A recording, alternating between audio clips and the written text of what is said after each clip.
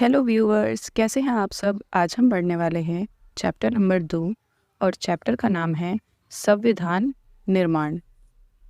इस चैप्टर को हम पूरा पढ़ेंगे और पूरा चैप्टर काफ़ी लंबा हो जाएगा, काफ़ी बड़ा चैप्टर है। और मैं आपको ये बता दूं कि जगह जगह 10 वीडियो देखने से अच्छा है कि आप कोई एक वीडियो देखें जिसमें आप पूरा कॉन्सेप्ट जानें। तो क्योंकि मैं धीरे धीरे पढ़ाऊँगी एक एक चीज़ को समझाकर, तो वीडियो लंबा हो जाएगा, तो झेल लेना, ठीक है। तो सबसे पहले हम समझते हैं कि संविधान से आप क्या समझते हैं। संविधान का मतलब होता क्या है। संविधान का मतलब होता है कि एक दस्तावेज है, ये एक किताब है जिसमें बहुत सारे कानून, देश का शासन प्रशासन कैसे चलाना है, हमारा देश किस तरीके का होने वाला है, इसमें किन लोगों को सुरक्षा मिलेगी, किन लोगों को नहीं, कौन राष्ट्रपति बनेगा, कौन प्रधानमंत्री बनेगा, किस तरीके से शासन प्रशासन का काम चलेगा, कौन अपनी जिम्मेदारियां कैसे निभाएगा, किसी के मतलब किसी ने कोई गलत काम कर दिया है तो उसको क्या, कौन सा जुर्म माना जाएगा और कौन सी सज़ा दी जाएगी। तो इस तरीके से मतलब पूरे देश का जो शासन प्रशासन होता है, पूरा देश कैसा चलने वाला है, कैसा होने वाला है, तो वो सब जिस किताब में लिखा हुआ होता है उसको हम कहते हैं संविधान। ठीक है, इतना क्लियर है। अब हम बात करेंगे इस चैप्टर में संविधान निर्माण की, कि जब हमारे देश का संविधान बनाया जा रहा था, यानी कि वो किताब बनाई जा रही थी कि हमारा शासन प्रशासन ये सब कैसे चलेगा, तो उसके बारे में हम इस चैप्टर में बात करेंगे। क्योंकि संविधान निर्माण से पहले हमारे देश में अंग्रेज़ों का शासन था और अंग्रेज़ों का संविधान अलग था। मतलब वो अपने तरीके से उन्होंने बनाया हुआ था, शासन प्रशासन, रूल्स वगैरह हर चीज़। उसके बाद हमारा अपना संविधान बना जो भारतीयों ने खुद बनाया, उसके बारे में हम यहाँ पर बात करेंगे। ठीक है, तो हम यहाँ पे आ जाते हैं। सबसे पहले यह है दक्षिण अफ्रीका में लोकतांत्रिक संविधान। दक्षिण अफ्रीका के संविधान की बात बच्चों हम यहाँ पर इसलिए कर रहे हैं क्योंकि दक्षिण अफ्रीका का जो संविधान है वो भारतीय संविधान से काफ़ी मैच है। और दक्षिण अफ्रीका में भी अंग्रेज़ों का यानी कि ब्रिटिशर्स का शासन रहा है, और हमारे यहाँ पे भी। और जब भारत से लोग वो अफ्रीका ले जाते थे काम कराने के लिए, अफ्रीका से भारत ले आते थे, ज़्यादा तो भारत से अफ्रीका लेके जाते थे, तो मतलब कनेक्शन है काफ़ी ज़्यादा। और संविधान में भी, तो इसलिए हम अफ्रीका के लोकतंत्र की बात और संविधान की बात इसलिए करेंगे क्योंकि वो भी सेम टू सेम हमारी तरह ब्रिटिशर्स से पहले आज़ाद हुआ और ब्रिटिशर्स ने उनको भी खूब लूटा। तो उसके बाद उन्होंने वहाँ पे भी भेदभाव मचाया हुआ था गोरे कालों को लेके, तो वहाँ का संविधान भी इसी तरीके से बना और बहुत अच्छा संविधान है वहाँ का भी, इसलिए हम उसके बारे में बात कर रहे हैं। यहाँ पे मैं आपको एक चीज़ और दिखा दूँ, दक्षिण अफ्रीका का मैं आपको मैप दिखा देती हूँ। ठीक है, यहाँ पर देखो, ये पूरा वर्ल्ड मैप है। वर्ल्ड मैप पे ये जो पूरा महाद्वीप है, ये एक पूरा महाद्वीप है। ठीक है, ये वाला, ये पूरा महाद्वीप है, इसको कहते हैं अफ्रीका महाद्वीप। अब अफ्रीका महाद्वीप के सबसे दक्षिण में ये वाला जो देश है, ये है साउथ अफ्रीका। और इसके बीच में जो ये देश है, ये दूसरा देश है, लेसोथो ऐसी कुछ नाम है। तो ये है साउथ अफ्रीका, यानी कि अफ्रीका महाद्वीप का एक देश है जिसका नाम है साउथ अफ्रीका। ओके, तो अब हम आ जाते हैं अपने चैप्टर पर। यह है नेल्सन मंडेला। जैसे कि हमारे यहाँ पर गांधी जी है ना, गांधी जी बहुत ज़्यादा फेमस हैं, उन्होंने बहुत सारी लड़ाइयाँ लड़ी हैं। ठीक है, बहुत सारे आंदोलन किए हैं, मतलब लड़ाइयाँ तो बहुत सारे लोगों ने लड़ी हैं, लेकिन उन्होंने नेतृत्व किया है ना, वो सबसे आगे रहे हैं, उनका दिमाग चला है इस चीज़ में कि क्या करना है, कैसे करना है। बाकी तो सभी ने लड़ी हैं लड़ाइयाँ। ऐसे ही वहाँ पे दक्षिण अफ्रीका के नेल्सन मंडेला हैं, इन्होंने बहुत ज़्यादा संघर्ष किया है दक्षिण अफ्रीका को आज़ाद कराने के लिए। तो ये इन्होंने लिखा है, मैंने गोरों के प्रभुत्व के खिलाफ संघर्ष किया है और मैंने ही अश्वेतों के प्रभुत्व का विरोध किया है। मैंने एक ऐसे लोकतांत्रिक और स्वतंत्र समाज की कामना की है जिसमें सभी लोग पूरे मेल जोल के साथ रहें, सबको समान अवसर उपलब्ध हों। मैं इसी आदर्श के लिए जीवित रहना और इसे पाना चाहता हूँ, और अगर ज़रूरत पड़ी तो मैं इस आदर्श के लिए जान भी देने के लिए तैयार हूँ। ये नेल्सन मंडेला ने कहा कि उन्होंने गोरों को वहाँ से भगाने के लिए मतलब ये सब किया। वैसे उनको ये था कि वो अगर ना भी जाएं कोई बात नहीं, मत जाओ उनके देश से, लेकिन बराबरी तो करो, क्योंकि वो उन्हें बहुत ज़्यादा प्रताड़ित करते थे, परेशान करते थे। और गोरों के लिए जो फैसिलिटीज़ थी, वो वहाँ के जो आश्वेत लोग थे, यानी कि जिनके रंग गोरे नहीं थे, काले थे, उनके साथ बहुत ज़्यादा वो बदतमीजी और भेदभाव किया करते थे। तो उन्होंने अपना पूरा जीवन लगा दिया, पूरी लाइफ लगा दी, कम से कम 28 साल तक तो जेल में रहे इसी बात पे, क्योंकि इन्होंने संघर्ष किया था।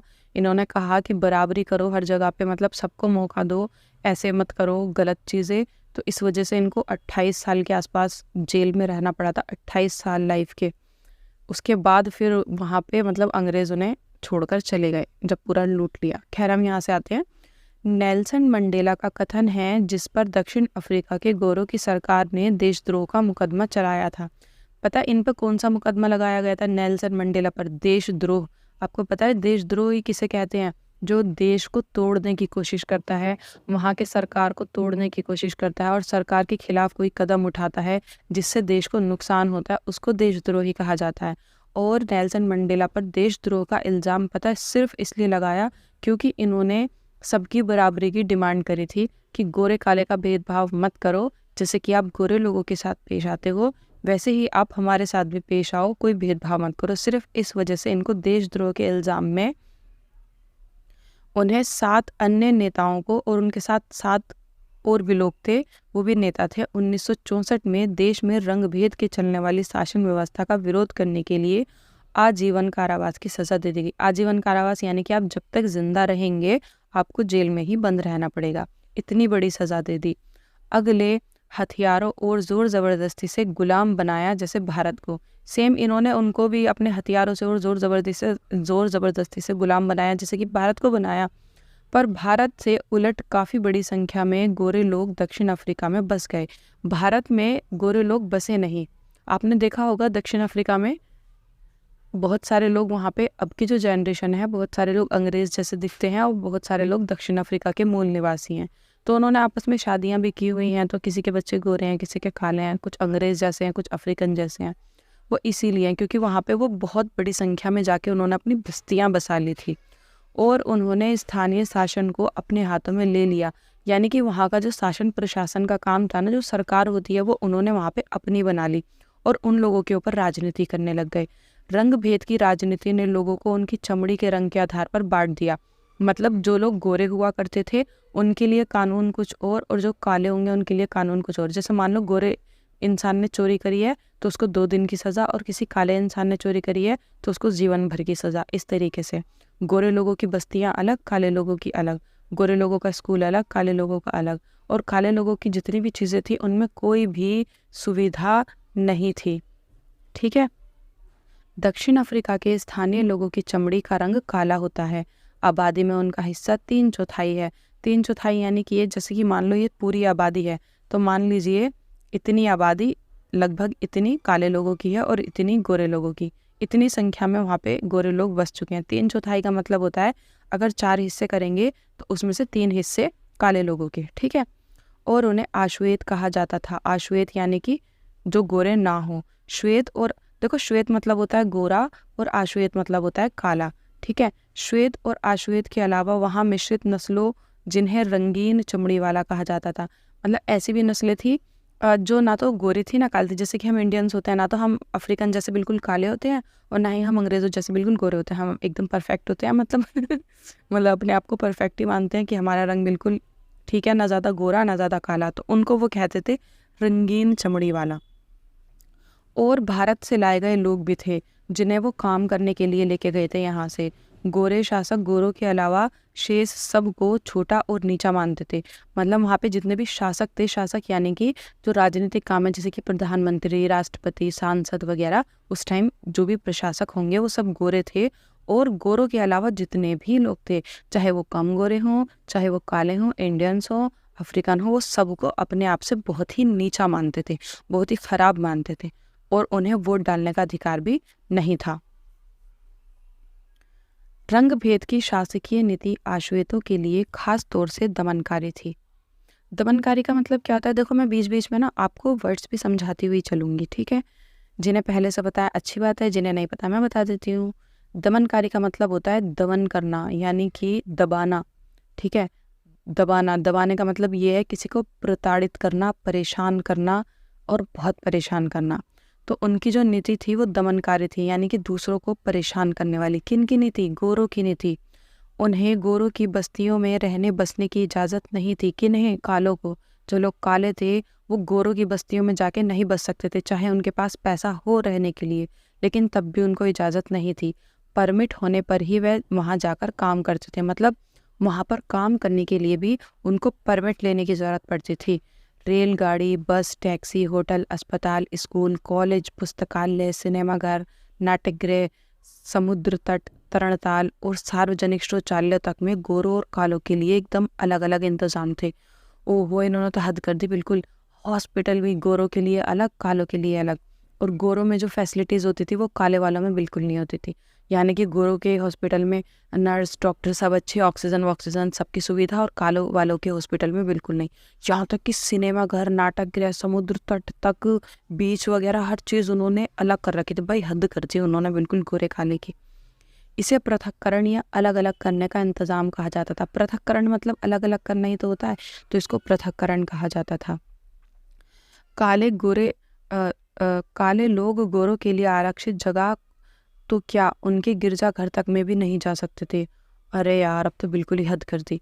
गिरजाघर, गिरजाघर चर्च होता है ना, इंग्लिश में चर्च कहते हैं। मतलब चर्च भी उन्होंने अलग अलग बना रखे थे, जो उनके खुद के धर्म के लोग थे उनके लिए भी। कालों के लिए अलग चर्च, गोरों के लिए अलग चर्च। भाई हद हो गई इनसे बिल्कुल। आश्वेतों को संगठन बनाने और इस भेदभावपूर्ण व्यवहार का विरोध करने का भी अधिकार नहीं था। मतलब जो लोग गोरे नहीं थे उनको संगठन बनाने का भी अधिकार नहीं था। संगठन यानी कि अपना कोई ग्रुप जैसे बना लिया, ताकि वो आज़ादी की डिमांड ना करने लगे ग्रुप बना के, इसलिए उनको ग्रुप बनाने का भी वो नहीं था। मतलब अरे मैंने सीधा आपको डायरेक्ट यहाँ से यहाँ पे पढ़ा दिया, सीधा मैंने आपको यहाँ से यहाँ ले गई। ये यहाँ से थोड़ा सा रह गया है ये वाला, कोई बात नहीं, मैं आप पढ़ा देती हूँ। देखो ये रहा, मैंने आपको बताया था ना 28 सालों तक, उनको 28 सालों तक जेल में रखा था नेल्सन मंडेला को। रंग भेद, नस्ली भेदभाव पर आधारित उस व्यवस्था का नाम है जो दक्षिण अफ्रीका में विशिष्ट तौर पर चलाई गई। कब? 17वीं और 18वीं शताब्दी में। ठीक है, ये क्वेश्चन अक्सर आता है कि रंग भेद की नीति या रंग भेद, नस्ली भेदभाव किसे कहते हैं। तो आप बता सकते हैं कि रंग के आधार पर भेदभाव करना, सिर्फ रंग के आधार पर, कि कोई गोरा है उसको ज़्यादा फैसिलिटी देना और कोई काला है उसको कम फैसिलिटी देना। ठीक है, अब हम आ जाते हैं यहाँ पे 1950 से ही आश्वेत, ये अब तब की बात है, हमारा देश 1947 में आज़ाद हो गया था, उसके लगभग 3 साल बाद, तो 1950, लेकिन अफ्रीका तब तक आज़ाद नहीं हुआ था। आश्वेत, रंगीन चमड़ी वाले और भारतीय मूल के लोगों ने रंगभेद प्रणाली के खिलाफ संघर्ष किया। मतलब जो भारतीय लोग वहाँ पे काम करने के लिए गए थे और फिर वहीं पे बस गए, तो वो वहाँ के हो गए, तो उन्होंने और वहाँ के आश्वेत लोगों ने। तो इसलिए वहाँ पे 3 टाइप्स के लोग रहते हैं। कुछ के रंग तो इंडियंस जैसे होते हैं, ना ज़्यादा गोरे ना ज़्यादा काले। कुछ के रंग रंग्स कह दिया मैंने। कुछ के रंग भारतीयों जैसे होते हैं, कुछ के रंग ब्रिटिशर्स जैसे होते हैं। ठीक है, और कुछ कैसे होते हैं, बिल्कुल काले होते हैं, जो मूल अफ्रीका के निवासी हैं। तो 3 टाइप्स के लोग वहाँ पे इसीलिए रहते हैं। तो मतलब जो भारतीय थे और जो काले लोग थे, इन दोनों ने मिलकर रंग भेद प्रणाली के खिलाफ संघर्ष किया, आंदोलन लड़े कि ये नहीं होना चाहिए। उन्होंने विरोध प्रदर्शन किए, हड़तालें आयोजित की, भेदभाव वाली इस शासन प्रणाली का विरोध करने के लिए संगठन बनाए, अपने खुद के झंडे बनाए, एकजुट हो गए। इनमें कई मजदूर संगठन और कम्युनिस्ट पार्टी भी शामिल थी। मजदूर संगठन वो मजदूरों के लिए बनाए जाते थे, मजदूरों के हक की लड़ाई लड़ने के लिए। कम्युनिस्ट पार्टी अलग से थी। अनेक समझदार और संवेदनशील गोरे लोग भी रंगभेद समाप्त करने के आंदोलन में अफ्रीकी नेशनल कांग्रेस के साथ आ गए। मतलब ये बहुत सारे अंग्रेज भी ऐसे थे जिनको लगता था कि इनके साथ बहुत गलत किया जा रहा है, तो वो भी उनके साथ शामिल हो गए संगठन बनाने में। और मतलब सारे अंग्रेज सेम नहीं थे ना, कुछ ऐसे भी थे जिनको लगता था कि यार ये गलत है, ऐसे किसी के साथ रंग के आधार पर भेदभाव करना, तो वो भी आंदोलन में शामिल हो गए और उन्होंने इस संघर्ष में प्रमुख भूमिका निभाई। अनेक देशों में रंगभेद की निंदा की और इस व्यवस्था के खिलाफ आवाज उठाई, लेकिन गोरी सरकार ने हजारों आश्वेत और रंगीन चमड़ी वाले लोगों की हत्या कर दी।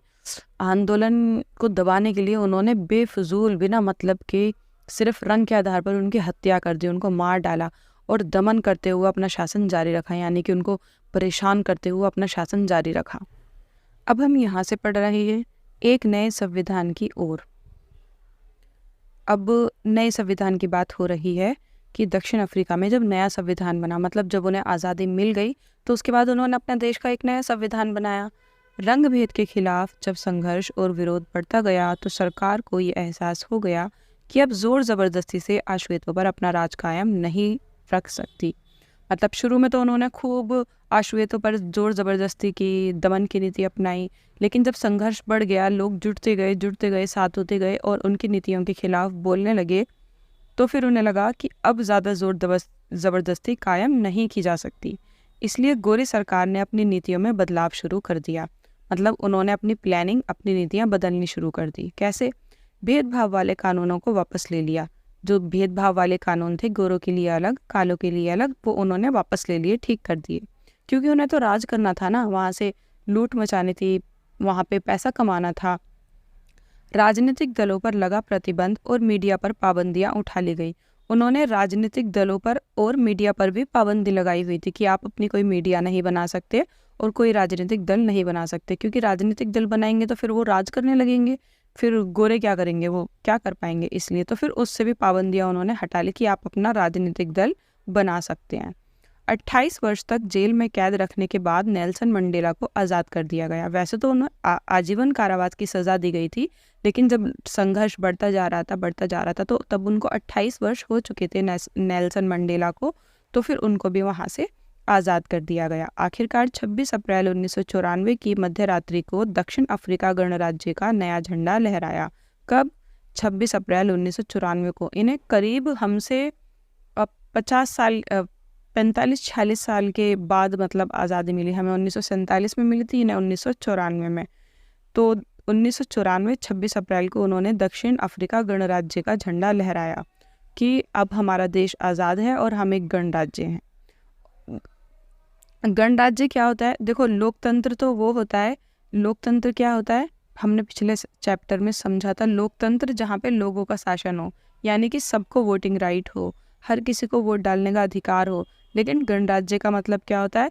गणराज्य का मतलब होता है जहाँ पे पूरे देश का जो प्रमुख होता है, राज्य का प्रमुख, वो राष्ट्रपति, मतलब वो भी जो है उससे चुना जाता है, अपनी मर्जी से नहीं होता। जैसे कि ब्रिटेन एक गणराज्य नहीं है, वहाँ पे अभी भी रानी का या राजा का शासन है, सम्राट सम्राज्ञी का शासन रहता है वहाँ पे, एलिजाबेथ करके कुछ, ठीक है। तो वो गणराज्य नहीं है, लेकिन हाँ वहाँ पे प्रधानमंत्री होता है, वो नाम मात्र के लिए होता है वहाँ का। कौन? प्रधानमंत्री नहीं, जो राजा होता है वो नाम मात्र का होता है, लेकिन होता है। तो हाँ, वो लोकतंत्र तो है लेकिन गणराज्य नहीं है। लेकिन हमारा देश लोकतंत्र भी है और गणराज्य भी है। कैसे? लोकतंत्र लोगों का शासन और गणराज्य क्योंकि यहाँ पे राष्ट्रपति चुना जाता है, ठीक है, इसलिए। और अफ्रीका भी गणराज्य हुआ क्योंकि वहाँ पे भी राष्ट्रपति चुना जाता है, जैसे यहाँ पे चुना जाता है ना, सेम तरीके से, ठीक है।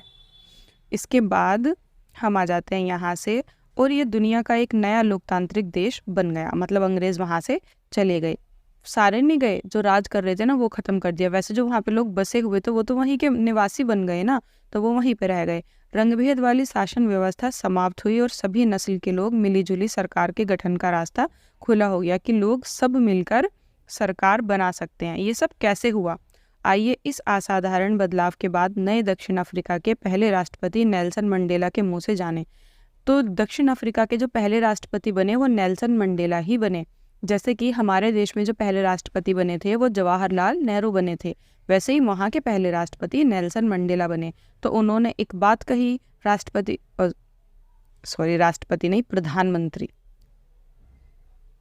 हमारे देश के जो पहले प्रधानमंत्री बने थे वो जवाहरलाल नेहरू बने थे, ठीक है, राष्ट्रपति नहीं, प्रधानमंत्री। लेकिन दक्षिण अफ्रीका के पहले राष्ट्रपति नेल्सन मंडेला बने, राष्ट्रपति बने वो। मैंने वो गलती से मुंह से कह दिया, सॉरी।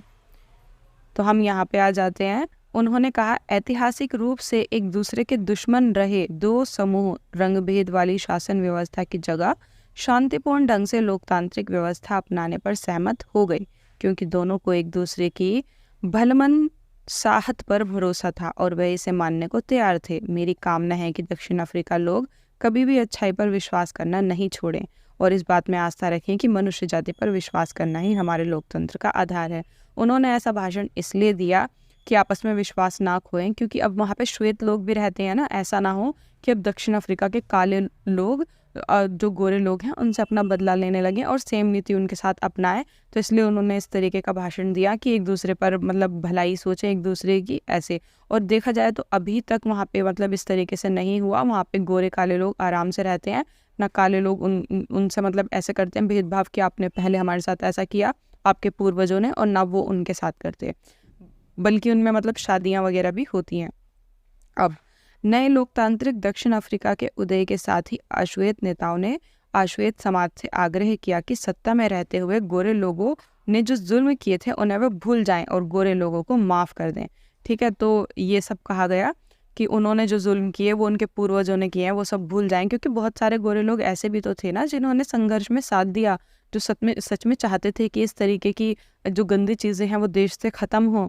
उन्होंने कहा कि आइए अब सभी नस्लों तथा स्त्री पुरुष की समानता, लोकतांत्रिक मूल्यों, सामाजिक न्याय, मानवाधिकार आधारित नए दक्षिण अफ्रीका का निर्माण करें, जहाँ पे सब समान हो, चाहे वो लड़का लड़की हो, चाहे वो काला गोरा हो, सबको समान माना जाए।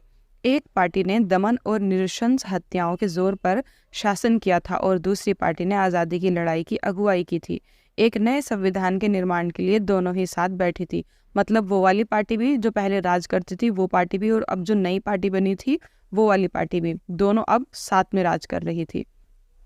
2 वर्षों की चर्चा और बहस के बाद उन्होंने जो संविधान बनाया वैसा अच्छा संविधान दुनिया में कहीं पे भी नहीं बना, क्योंकि उन्होंने भी पूरे वर्ल्ड के संविधान को खंगालने के बाद ही अपना संविधान बनाया। जहाँ से उनको जो अच्छी चीज़ें लगी वहाँ से उठा ली, जैसे कि हमारे संविधान में भी है। पूरे वर्ल्ड का संविधान पहले यहाँ के नेताओं ने देखा कहाँ से कौन सी अच्छी चीज़ है, वही अपने संविधान में लिख दी।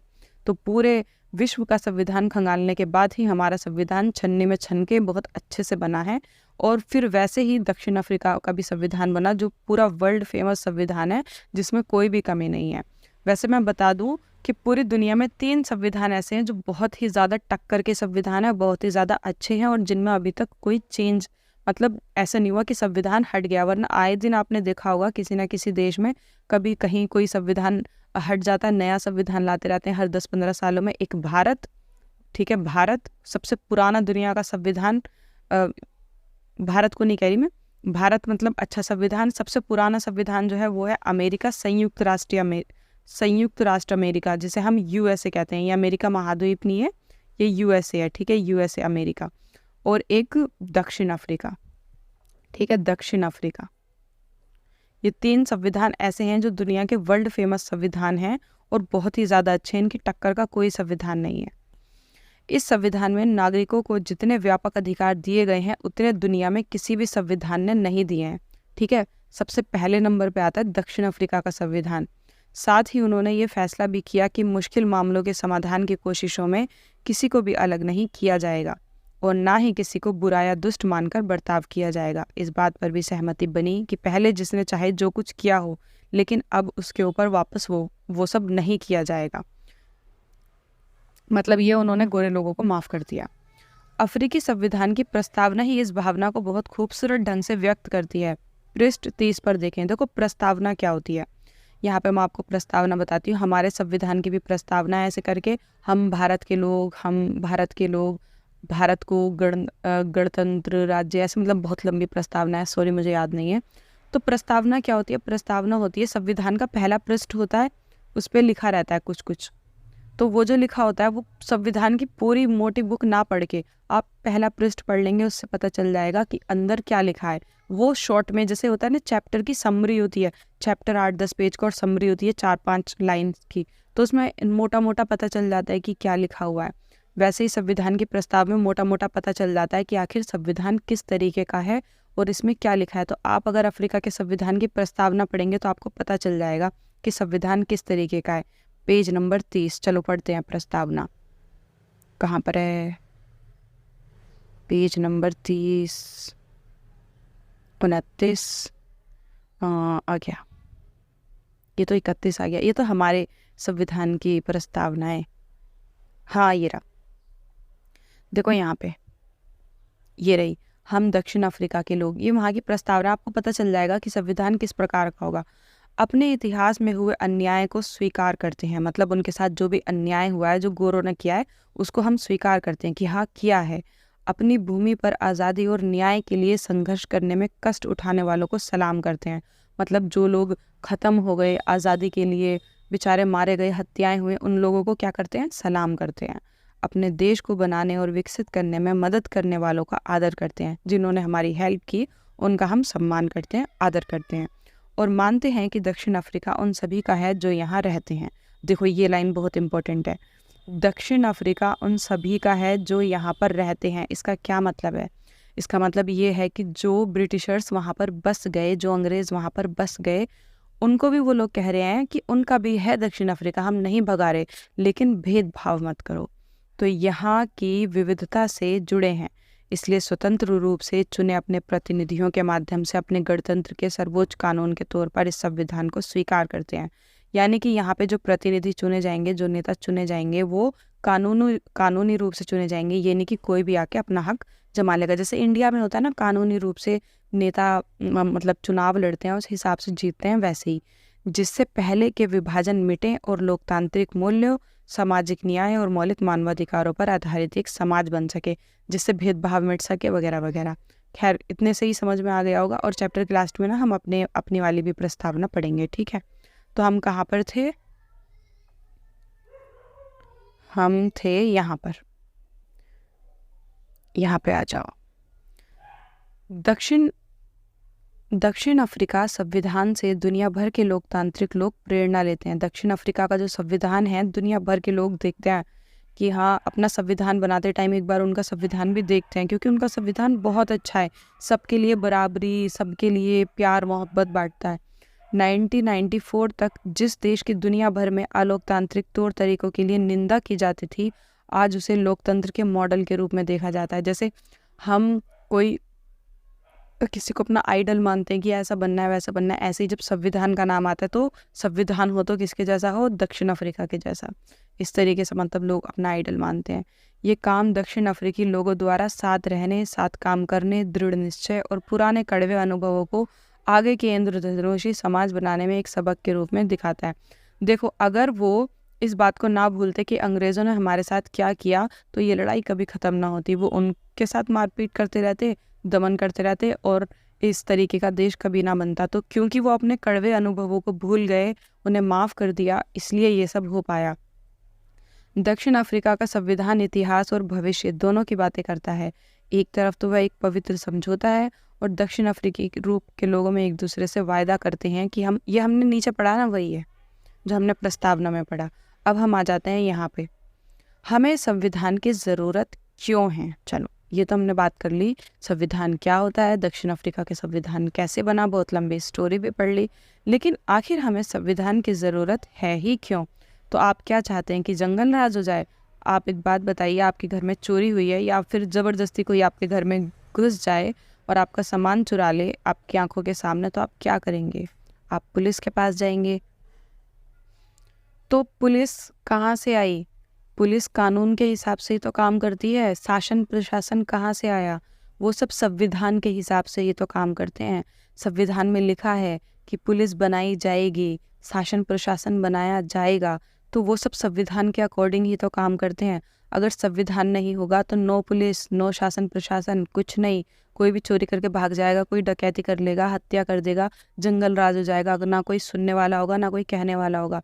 मतलब ये जिसके पास पावर होगी वो सब पे अपना हक जमा लेगा और निरंकुश हो जाएगा। निरंकुश यानी कि जिस पे किसी का कोई अंकुश ना हो और अपनी मर्जी से सब कुछ करता रहेगा। तो इसलिए हमें संविधान की ज़रूरत होती है, ताकि हर कोई अपनी तमीज़ के दायरे में रहे। खैर, अब हम चैप्टर के हिसाब से पढ़ते हैं। हमें एक संविधान की ज़रूरत क्यों है और संविधान क्या करता है? इस बात को हम दक्षिण अफ्रीका के उदाहरण से समझ सकते हैं। जब वहाँ पे संविधान नहीं था तो लोगों के साथ किस तरीके की योजनाएं बनाई जाती थी, किस तरीके का चीज़ें अपनाई जाती थी, कैसे होती थी। और जब वहाँ पे संविधान बन गया तो उसके बाद आपने देखा ना कि वहाँ पे क्या हुआ। वहाँ पे सबके लिए बराबरी हो गई, समानता हो गई, सब लोग खुशी खुशी रहने लग गए। तो संविधान एक्चुअल में बनाया ही इसलिए जाता है ताकि लोग खुशी से अपने अपने घरों में रह सकें, अपने देश में खुशी से रह सकें, कोई दूसरा उन्हें परेशान ना करे। और अगर करे तो परेशान करने वाला डरे कि हाँ, मेरा कुछ किया जा सकता है। जैसे कि जब अंग्रेज़ों का शासन था तो उनको कोई डर नहीं था, वो कुछ भी करते थे। लंबे समय तक चली बातचीत के बाद दोनों पक्ष समझौते का रास्ता अपनाने को तैयार हुए। गोरे लोग बहुमत के शासन का सिद्धांत और एक व्यक्ति एक वोट को मान गए। वे गरीब लोगों और मजदूरों के कुछ बुनियादी अधिकारों पर भी सहमत हुए। यानी कि पहले ऐसा होता था ना कि जो भी फैसले गोरे लोग लेते थे वही फैसला माना जाता था, लेकिन अब वो इस चीज़ को मान गए कि वोट के हिसाब से जो भी जीतेगा वही फैसला माना जाएगा।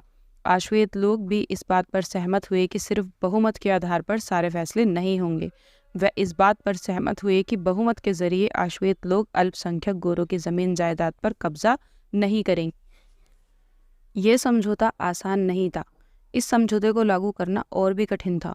इसे लागू करने के लिए पहली ज़रूरत थी कि वे एक दूसरे पर भरोसा करें, क्योंकि काले लोग ये समझ रहे थे कि दोबारा हम पे ऐसे ही राज करेंगे, और गोरे लोग ये समझ रहे थे कि ये हमसे बदला लेंगे। तो ज़रूरत किस चीज़ की थी? भरोसे की।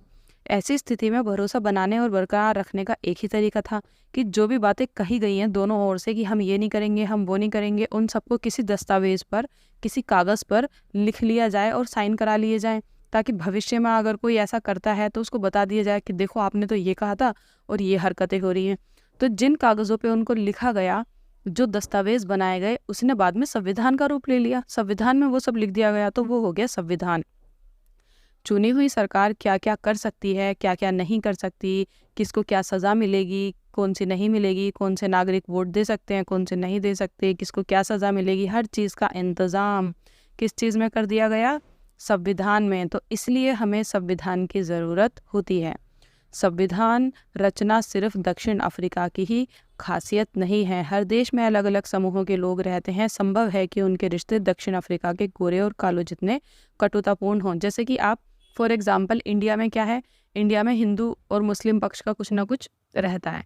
ऐसे ही अमेरिका में गोरे और काले पक्ष का रहता है, दक्षिण अफ्रीका में गोरे काला पक्ष, कहीं पे जाति के हिसाब से भी रहता है, कहीं पे जैसे कि आप वहाँ पर देखेंगे श्रीलंका में कैसे रहता है। श्रीलंका में एक सीली समुदाय रहता है, बौद्ध धर्म मानने वाले, और एक तमिल मूल से जो लोग लेके गए थे, तो उनके बीच थोड़ा संघर्ष रहता है। तो ऐसे ही हर देश में 2-3 तरीके के लोग रहते हैं और उनके बीच में कुछ ना कुछ मतलब एक दूसरे से भेदभाव या संघर्ष टाइप कुछ रहता है।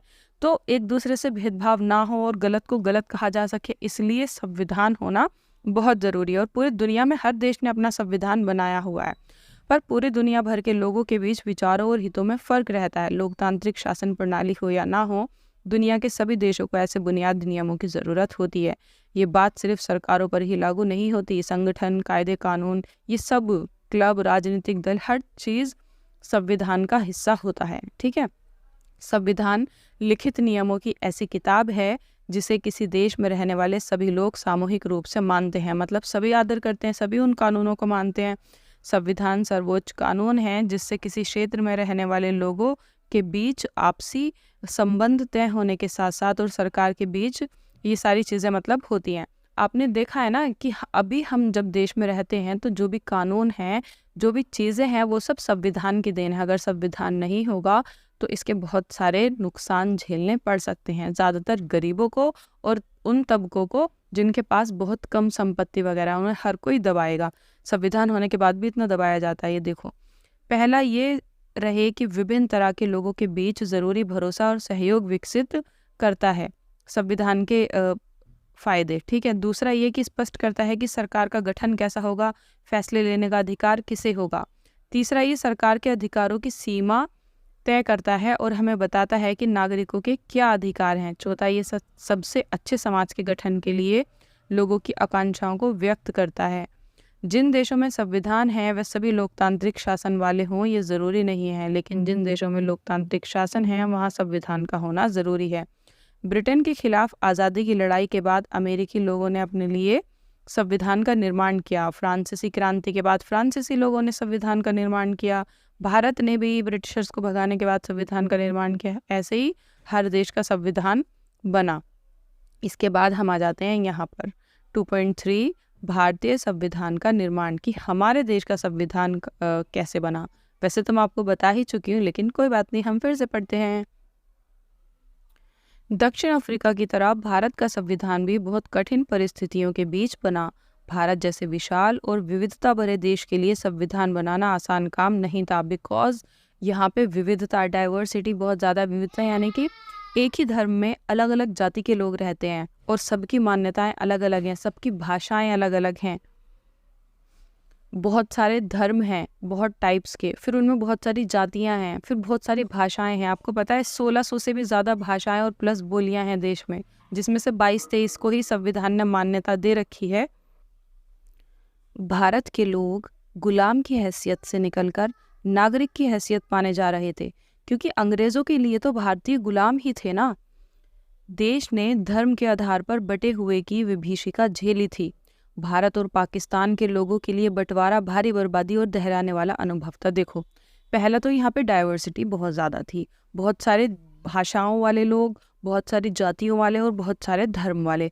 उसके बाद पाकिस्तान अलग हो गया, ये अलग से एक मतलब बर्बादी वाली घटना थी कि कौन से लोग पाकिस्तान की तरफ जाएंगे, कौन से यहाँ रुकेंगे, कितनी चीज़ें उधर जाएंगी, कितनी यहाँ। फिर उसके बाद संविधान बनाना तो बहुत ही ज़्यादा मुश्किल काम था कि किस चीज़ को सही माना जाए संविधान में और किस चीज़ को गलत माना जाए। विभाजन से जुड़ी हिंसा में सीमा के दोनों तरफ कम से कम 10 लाख लोग मारे जा चुके थे। और जब पाकिस्तान और हिंदुस्तान का बंटवारा हुआ, पाकिस्तान अलग हुआ, तो हिंदू मुस्लिम जो लड़ाई हुई वो अलग से, उसमें मतलब दूसरी कम्युनिटी के लोग भी मारे गए। ठीक है, वो अलग से जो सिख थे वो भी, और मुस्लिम भी और हिंदू भी, 10 लाख से ज़्यादा लोग दोनों तरफ से मतलब मारे गए। तो वो एक अलग बड़ी समस्या थी, बहुत सारे लोग बिछड़ गए। अंग्रेज़ों ने देसी रियासतों के शासकों को ये आज़ादी दे दी थी कि वे भारत या पाकिस्तान जिसमें इच्छा हो अपनी रियासत का विलय कर दें। देखो, यहाँ से मैं थोड़ा सा आपको ना समझाना पड़ेगा। मान लो भारत जो है ना, बहुत सारे छोटे छोटे उसमें डिवाइड था। कुछ जगहों पे तो ऐसे मान लो कि कुछ जगहों पे ये जगहें जो हैं ये देसी रियासतें थी, यानी कि राजाओं के हाथ में थी। हर एक जगह पे छोटा सा राजा मतलब बैठा होगा, छोटी छोटी जगहों पे राजाओं का शासन। कुछ रियासतें ऐसी थी जो ब्रिटिश के हाथ में थी, वो चले गए यहाँ से हमारे ऊपर छोड़ के कि इन्हें आप ले लो। तो जो देसी रियासतें थी, यानी कि जहाँ पे राजाओं का शासन था छोटी छोटी जगहों पर, तो उन लोगों को ये था कि उनकी मर्जी है, चाहे तो वो इंडिया की तरफ हो जाए, चाहे तो वो पाकिस्तान की तरफ हो जाए, और चाहे तो वो अकेले रह ले। उनकी मर्जी है, वो जिसकी तरफ होना चाहेंगे उसकी तरफ हो जाएंगे, क्योंकि उस टाइम राजाओं का राज मतलब चल रहा था दुनिया में कुछ जगहों पे, या मर्जी है कि वो स्वतंत्र रहें, तो वो उनकी मर्जी थी। तो इन रियासतों का विलय मुश्किल और अनिश्चय भरा था कि अगर मान लीजिए जैसे कि भारत में बीचों बीच से कोई राजा उठ के बोलने लगता कि मुझे तो पाकिस्तान की तरफ जाना है, तो वो हमारे लिए कितना बुरा होता। वो हमारे मतलब देश में बिल्कुल बीचों बीच उसका हिस्सा पाकिस्तान का बन जाता, तो वो हमारे लिए मुश्किल पैदा कर देता। तो उनको अपनी तरफ मिलाना ये और ज़्यादा मुश्किल काम था उन रियासतों को। तब देश का जैसे कि जम्मू कश्मीर भी तो एक रियासत था, तो उसका क्या हुआ, वहाँ के राजा ने हिंदुस्तान और पाकिस्तान दोनों की तरफ आने से मना कर दिया था कि हम स्वतंत्र रहेंगे। तो उन्होंने अपने अलग होने की डिमांड की थी। बाद में यह था कि जनमत संग्रह होगा, ऐसा कुछ। तो खैर, इस तरीके से मतलब बहुत सारी रियासतें थी जिनको ज़बरदस्ती मिलाया गया, बहुत सारी ऐसी थी जिनको प्यार मोहब्बत से मिलाया गया, और बहुत सारी ऐसी थी जिनको डंडे मार के भी मिलाया गया। तो सरदार वल्लभ भाई ने कुछ ना कुछ करके रियासतों को अपनी तरफ कर लिया था, क्योंकि ये बहुत ज़्यादा मुश्किल काम था। अगर ऐसा नहीं करते तो देश के टुकड़े टुकड़े हो जाते, बहुत छोटे छोटे मतलब देश बन जाते इसमें से। संविधान निर्माताओं को देश के वर्तमान और भविष्य की चिंता थी। मतलब जो संविधान बना रहे थे उनको भविष्य की भी चिंता थी कि संविधान ऐसा होना चाहिए कि भविष्य में भी देश ना टूटे किसी भी बात पे। तो सारी मुश्किलों के बावजूद भारतीय संविधान निर्माताओं को एक बड़ा लाभ था। दक्षिण अफ्रीका में जिस तरह संविधान निर्माण के दौर में ही सारी बातों पर सहमति बनानी पड़ी, वैसी स्थिति उस समय के भारत में नहीं थी। भारत में आज़ादी की लड़ाई के दौरान ही लोकतंत्र समेत अधिकांश बुनियादी बातों पर राष्ट्रीय सहमति बनाने का काम हो चुका था। हमारा राष्ट्रीय आंदोलन सिर्फ एक विदेशी सत्ता के खिलाफ संघर्ष भरा नहीं था। ये न केवल अपने समाज को फिर से जगाने, वरन अपने समाज और राजनीति को बदलने और नए सिरे से गढ़ने का आंदोलन भी था। सिर्फ ये नहीं था कि देश से अंग्रेज भाग गए और सब कुछ ठीक हो गया। हमारे खुद के देश में भी तो बहुत सारी चीज़ें थी, जैसे कि ऊंच नीच, छुआछूत, ठीक है, और धर्म के आधार पर जो लड़ाई, इन सब चीज़ों को देखते हुए संविधान बनाना था कि कोई भी कम्युनिटी भड़क ना जाए, क्योंकि एक भी अगर भड़क गई कम्युनिटी तो फिर वही है कि वो अलग होने की डिमांड करने लगती है। आज़ादी के बाद भारत को किस रास्ते पर चलना चाहिए, इसे लेकर आज़ादी के संघर्ष के दौरान भी तीखे मतभेद थे। ऐसे कुछ मतभेद अब तक भी बने हुए थे, पर कुछ बुनियादी विचारों पर लगभग सभी लोगों की सहमति कायम हो चुकी थी।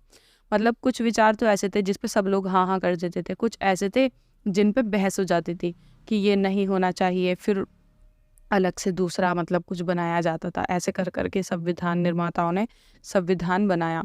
1928 में ही मोतीलाल नेहरू और कांग्रेस के 8 अन्य नेताओं ने भारत का एक संविधान लिखा था। 1928 यानी कि आज़ादी से बहुत पहले, क्योंकि उस टाइम ना ऐसा लग रहा था कि 1930 तक आज़ादी मिल जाएगी, 1930 तक हम आज़ाद करा लेंगे, लेकिन हुआ नहीं था।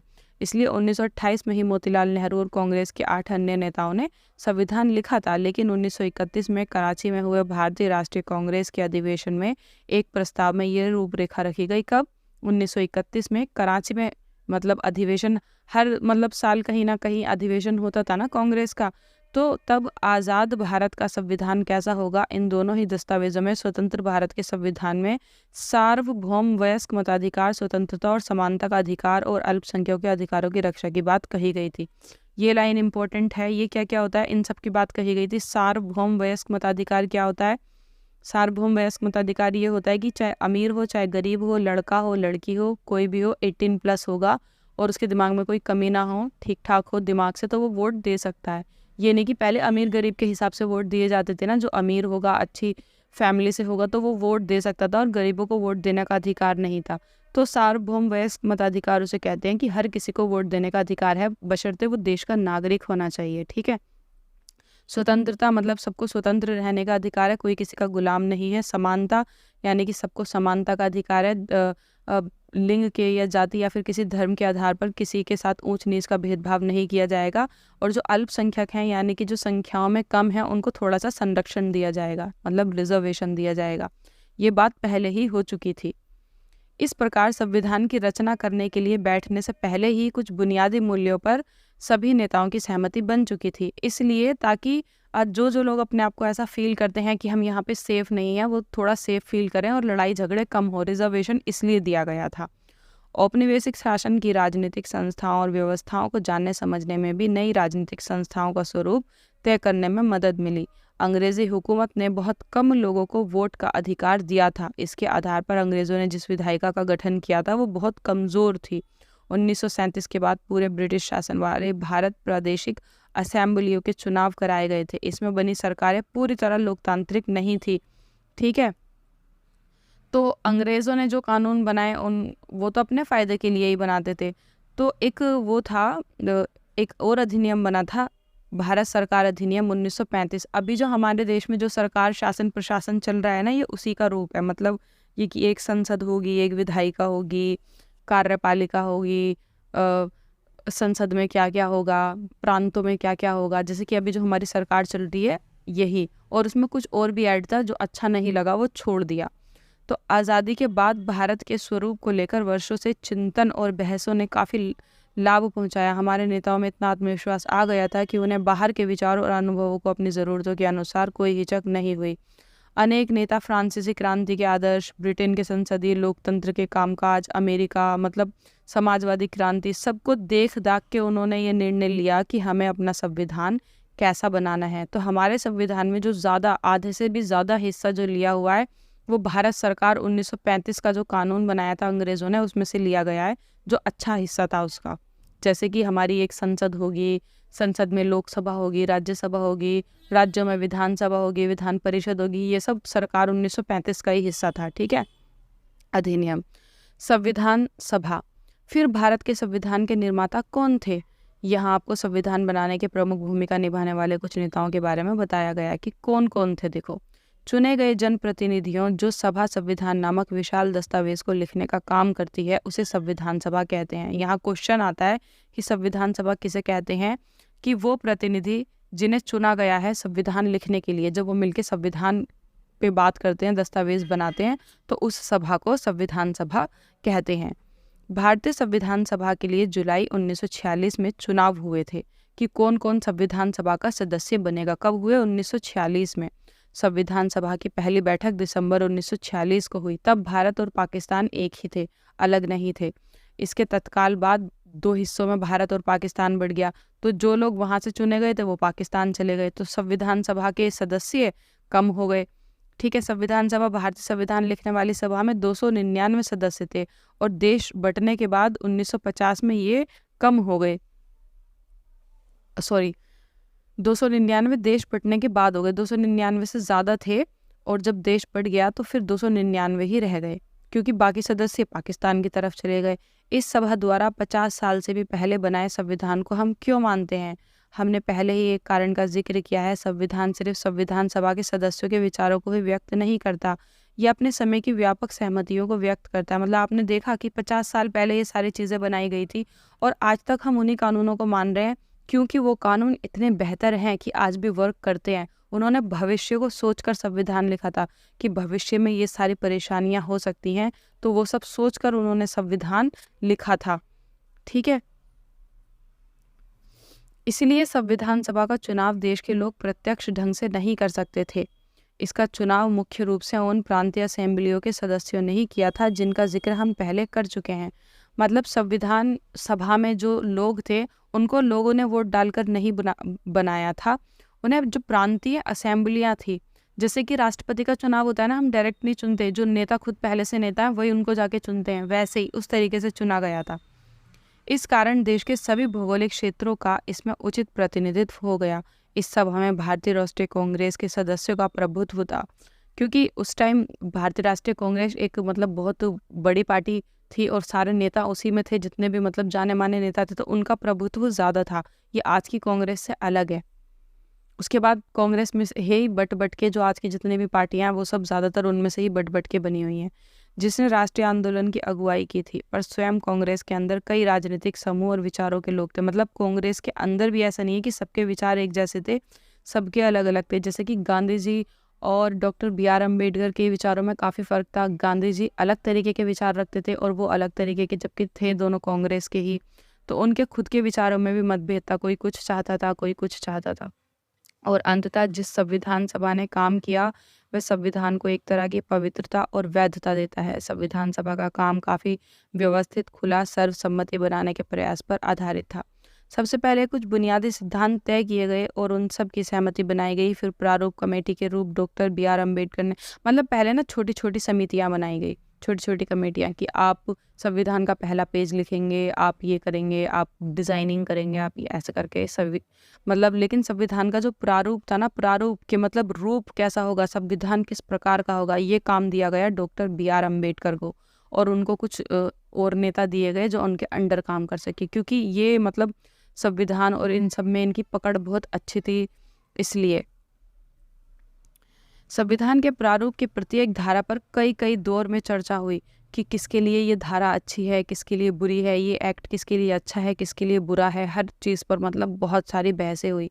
3 वर्षों में 114 दिनों की गंभीर चर्चा हुई। मतलब 114 बैठकें हुई और 3 वर्षों तक सभा में पेश हर प्रस्ताव, हर शब्द को रिकॉर्ड किया गया। और जिसमें रिकॉर्ड किया गया उसमें मतलब डिबेट्स के नाम 12 मोटे मोटे खंडों में प्रकाशित किया गया। मतलब कौन सा एक्ट क्यों बनाया गया, अगर आपको जानना है ना कि एक्ट आखिर क्यों बनाया गया, ये वाला अनुच्छेद आखिर क्यों बनाया गया, तो उसके लिए 12 मोटी मोटी किताबें लिखी गई हैं कि जब उस एक्ट पे बहस हुई कि क्यों बनाया जाए और क्यों नहीं बनाया जाए, तो आप वहाँ से ना पढ़ सकते हैं, वो अभी भी मौजूद हैं। इन्हीं बहसों से हर प्रावधान के पीछे की सोच, सब चीज़ों को रिकॉर्ड इसलिए किया गया ताकि आने वाले टाइम में देख लें कि कौन सा एक्ट क्यों बनाया गया, और उसके बाद हमारा संविधान बना। फिर हम यहाँ जाते हैं 2.4 भारतीय संविधान के बुनियादी मूल्य। इस किताब में हम विभिन्न विषयों पर संविधान के प्रावधानों का अध्ययन करेंगे। अब हमें यही जानने की कोशिश करनी है कि हमारे संविधान के पीछे दर्शन क्या है। दर्शन यानी कि हम किसे अपना आइडल मानते हैं, क्या सोच के मतलब संविधान बनाया। जैसे कि मतलब बहुत सारे देश के संविधान ऐसे भी हैं जहाँ पे मतलब एक जैसा बर्ताव नहीं है, कुछ लोगों के लिए अलग, कुछ लोगों के लिए अलग। जैसे कि आपको पता है सऊदी अरब में 2015 में औरतों को वोटिंग राइट्स मिले हैं, उससे पहले वहाँ की औरतें वोट नहीं डालती थी। तो अलग अलग तरीके के संविधान होते हैं, लेकिन हमारा जो संविधान है आखिर उसका दर्शन क्या था, क्या सोच के बनाया था। ये काम 2 तरीक़ों से कर सकते हैं। अपने नेताओं के संविधान संबंधी विचार पढ़ के, अगर आपने गांधी जी को और बाकी डॉक्टर BR अम्बेडकर को, इन सबको अच्छे से पढ़ा होगा तो आपको पता चलेगा कि इनके विचार कैसे थे और क्या सोचकर इन्होंने इस तरीके का संविधान बनाया होगा। इनके आइडल क्या थे, किस चीज़ को ये ज़्यादा महत्व देते थे। सपने और वायदे। आप में से कुछ को भारतीय संविधान निर्माताओं की सूची में एक बड़ा नाम होने पर हैरानी हुई होगी, यानी महात्मा गांधी। आपको पता है महात्मा गांधी संविधान सभा में बैठक में नहीं थे। मतलब संविधान सभा में जो मेंबर्स थे उन मेंबर्स में गांधी जी नहीं थे, जबकि गांधी जी बैरिस्टर थे, और मतलब अच्छी पकड़ थी उनकी इन सब चीज़ों में, हर चीज़ में वो रहे हैं, संविधान सभा में नहीं थे। क्यों? वे संविधान सभा के सदस्य नहीं थे, पर संविधान सभा के अनेक सदस्य उनके विचारों के अनुयायी थे। मतलब गांधी जी के जो विचार थे, बहुत सारे सदस्य ऐसे थे जो उनके विचारों से प्रभावित थे, तो वो थे ना गांधी जी की तरफ से, गांधी जी डायरेक्ट उसमें नहीं थे। 1931 में अपनी पत्रिका यंग इंडिया में उन्होंने संविधान से अपनी अपेक्षा के बारे में लिखा था। इन्होंने एक मैगजीन, पत्रिका वगैरह लिखी, उसमें 1931 में उसमें अपनी अपेक्षा मतलब गांधी जी ने लिखी कि वो किस तरीके का संविधान चाहते थे। तो मैं भारत के लिए एक ऐसा संविधान चाहता हूँ जो उसे गुलामी अधीनता से मुक्त करे। ऐसे भारत के लिए प्रयास करूँगा जिसमें गरीब व्यक्ति भी अपना माने और देश को बनाने में उसकी भागीदारी रहे। ऐसा भारत जिसमें लोगों का उच्च वर्ग और निम्न वर्ग ना रहे, मतलब ऊंच नीच ना रहे, समानता रहे। ऐसा संविधान ये चाहते थे जिसमें छुआछूत ना हो, औरतों को भी बराबरी मिले, इस तरीके का। भेदभाव और गैर बराबरी मुक्त भारत का सपना डॉक्टर अंबेडकर के मन में भी था। डॉक्टर अंबेडकर भी यही चाहते थे कि बराबरी हो, कोई ऊंच नीच ना हो, जिन्होंने संविधान निर्माण में महत्वपूर्ण भूमिका निभाई। असमानता कैसे दूर की जा सकती है? आपके विचार क्या है कि एक एक को पकड़ के समझाएं कि भाई असमानता मत करो, असमानता मत करो। कानून बनने के बाद, इतने सारे अनुच्छेद, एक्ट, धारा, दुनिया भर की चीज़ें बनने के बाद भी आज आपको इस तरीके की चीज़ें देखने के लिए मिल जाती हैं, छुआछूत और बहुत अजीब चीज़ें, बहुत अजीब। तो अगर संविधान में ऐसा ना तो आपको लगता है कि अगर लोगों को समझाया जाता है कि भाई ऊंच नीच मत करो, औरतों के साथ समानता करो, छुआछूत की बीमारियां, ये सब चीज़ें मत करो, तो लोग मान जाते हैं आसानी से? नहीं मानते। तो इसलिए संविधान बनाया गया। तो इस असमानता को दूर कैसे किया जाए? जो पिछड़े लोग हैं उनको तो अगड़ी जातियां कभी आगे आने ही नहीं देती ना। वो मतलब नहीं चाहती कि वो हमसे ऊपर पहुंचे। देखो, सबकी बात नहीं है यहाँ पे। जैसे कि अंग्रेज थे ना, कुछ अच्छे थे, कुछ बुरे थे, वैसे ही ऊंच नीच का मामला भी है कि बहुत सारे लोग जो होते हैं वो चाहते हैं कि समानता है, सबके बीच समानता है, लेकिन कुछ ऐसे हैं जो नहीं चाहते आज भी। ठीक है, तो इसलिए उन्होंने क्या करा, उन्होंने अक्सर गांधी और उनके नजरिए का कटु आलोचना की संविधान सभा में। मतलब वो ये कहते थे कि बराबरी कैसे हो पाएगी जब कोई यहाँ पे बराबर समझता नहीं है, निचली जातियों को निचला ही समझा जाता है, तो बराबरी कैसे हो पाएगी? इस वजह से उन्होंने रिजर्वेशन कर दिया, ताकि जो पिछड़ी जातियां हैं, जिन्हें निचली जाति कहा जाता है, और जो पिछड़ी जातियां, उनको आगे आने का मौका मिले, और तब तक मौका मिले जब तक बराबरी ना हो जाए। तो इसलिए उन्होंने स्कूलों में छूट, जॉब्स में छूट, नंबर्स में, हर चीज़ में मतलब बहुत सारी छूट दे दी, जिसे हम रिजर्वेशन या फिर आरक्षण कहते हैं। हमारे संविधान का दर्शन क्या है, यानी कि आइडल क्या है? जिन मूल्यों ने स्वतंत्रता संग्राम की प्रेरणा दी और उसे दिशा निर्देश दिए, जो इस क्रम में जांच परख लिए, वही भारतीय लोकतंत्र को आधार बने।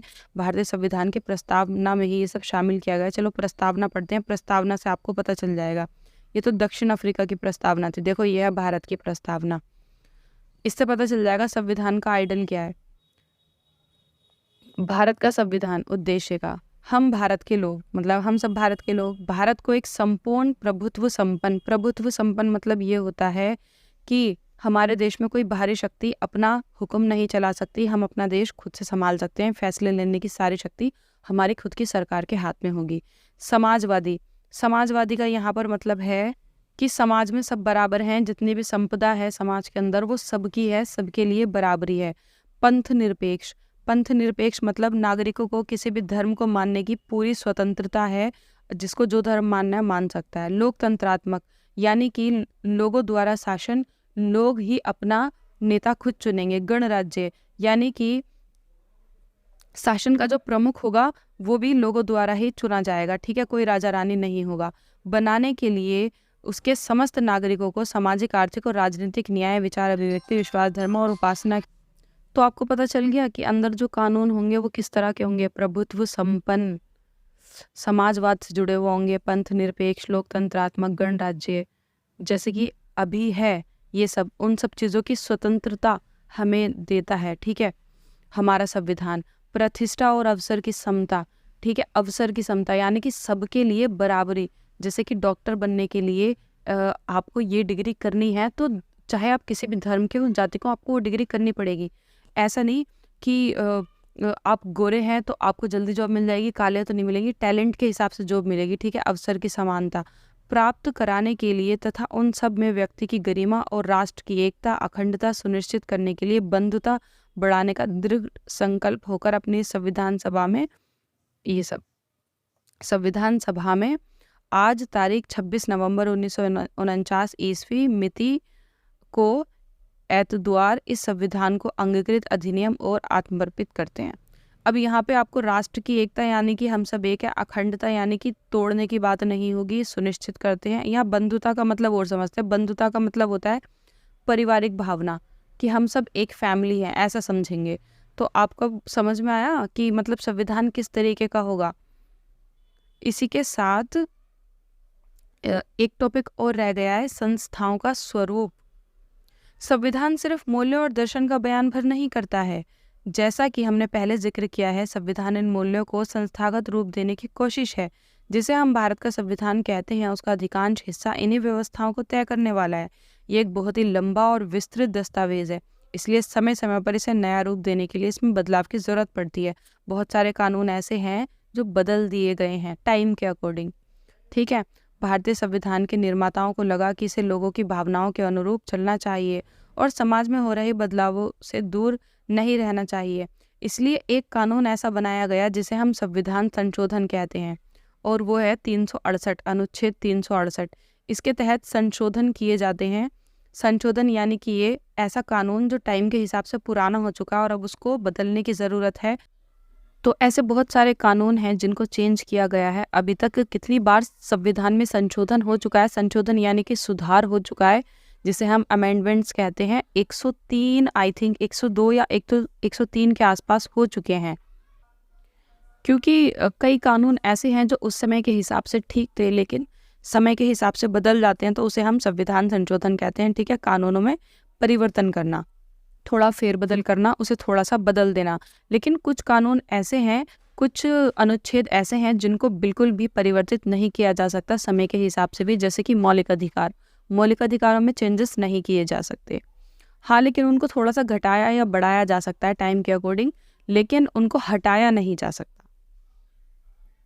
अब हम यहाँ से पढ़ते हैं, किसी भी संविधान की तरह भारतीय संविधान भी वह नियम बताता है जिसके अनुसार शासकों का चुनाव किया जाएगा, कि प्रधानमंत्री कैसे चुना जाएगा, राष्ट्रपति कैसे चुना जाएगा, किसकी कितनी शक्ति होगी, कौन क्या क्या फैसले ले सकता है, कौन से फैसले नहीं ले सकता। सब कुछ किस में लिखा है? ये सब कुछ संविधान की किताब में लिखा है। क्योंकि अगर नहीं लिखा होगा तो कोई भी निरंकुश हो जाएगा और अपनी मनमानी से जो चाहे करेगा।